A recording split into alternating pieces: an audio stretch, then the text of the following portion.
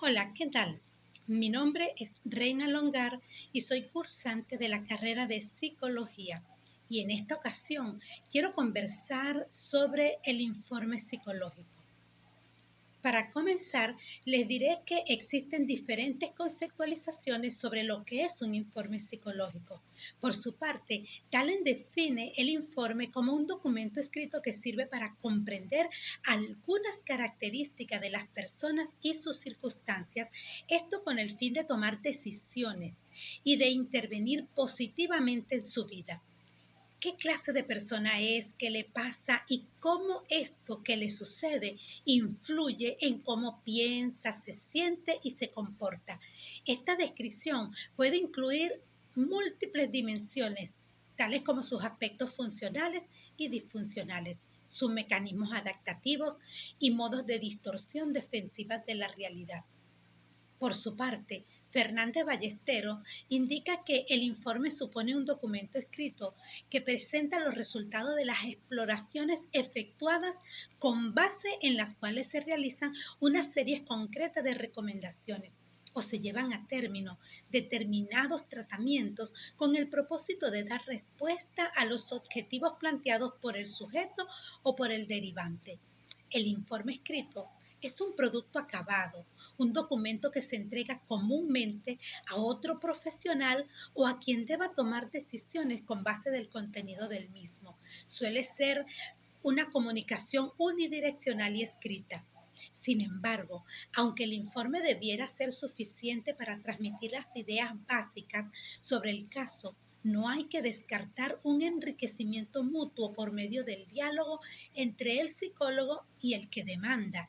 Esto es como ir más allá, ¿verdad? Es ser empático, es mostrar un interés por la persona que se está atendiendo. Las cualidades que debe tener un informe son muy importantes. Este debe estar bien organizado y tener fundamentos sólidos. Un buen informe contempla los hechos, integra los resultados de las observaciones conductuales, la información obtenida de las entrevistas y el material pertinente de la historia clínica en caso que se tenga, y este también debe incluir los datos actuales y anteriores de la naturaleza social, educativa, psicológica, psiquiátrica y médica. Y también el informe debe incluir las recomendaciones e información previa a la canalización y los resultados de las pruebas aplicadas, siempre bajo una óptica de respeto por parte del evaluador hacia la individualidad de la persona evaluada y tomando en consideración el contexto, el motivo o el propósito del estudio que está realizando. Esto es sumamente importante. El informe psicológico puede tener diferentes propósitos y también el informe va a variar dependiendo si se aplica para un niño, para un adolescente, si es para un adulto mayor, para un joven. No va a ser, va a tener sus variaciones. Y también dependiendo a las pruebas y a las técnicas que se apliquen para la observación y buscar el diagnóstico del paciente. En el, entre los propósitos que tiene un informe, debe en primer lugar proporcionar a la persona evaluada y a las otras partes interesadas la información precisa relacionada con la evaluación. Debe proporcionar información para confirmar las hipótesis clínicas.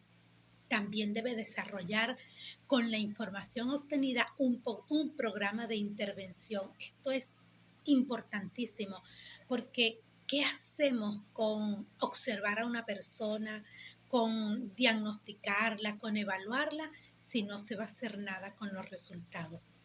Por eso es muy importante que una vez obtenidos los resultados, los diagnósticos, podamos ejecutar un programa de intervención.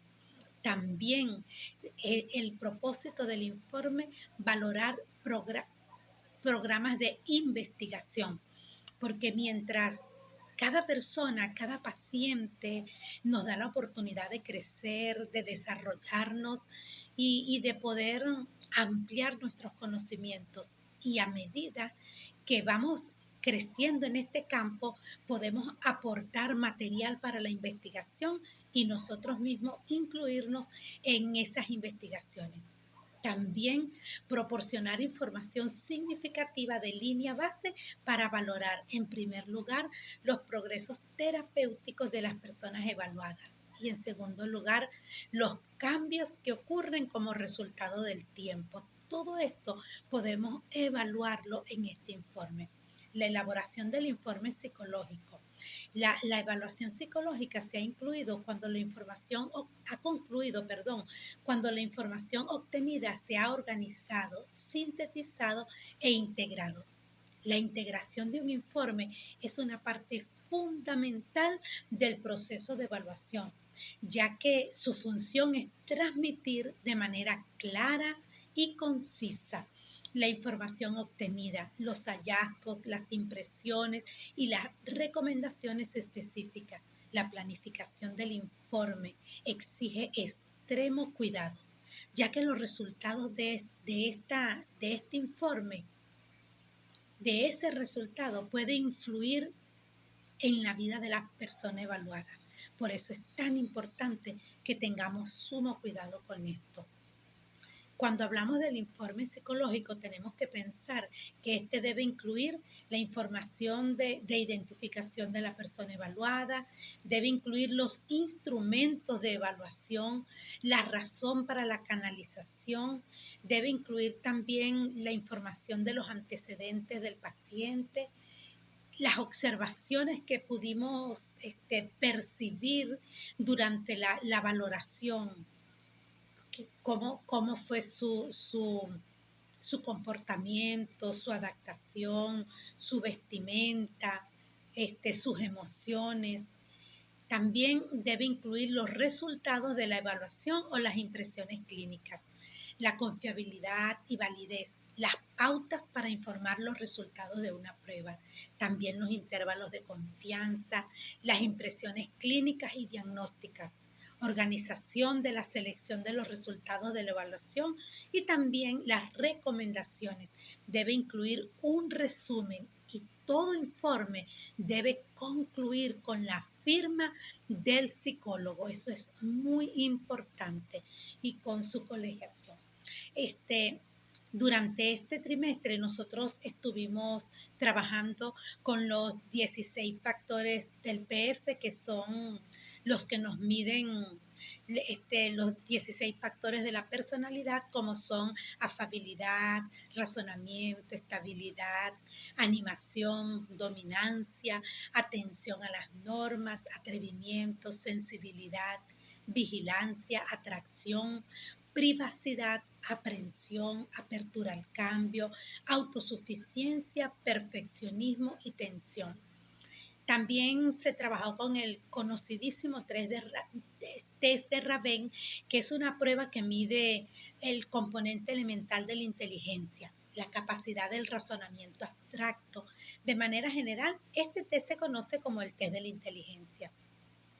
Trabajamos también con el genograma, que es la presentación gráfica a través de un instrumento que registra la información sobre la estructura y la composición de una familia y cómo se relacionan entre sí.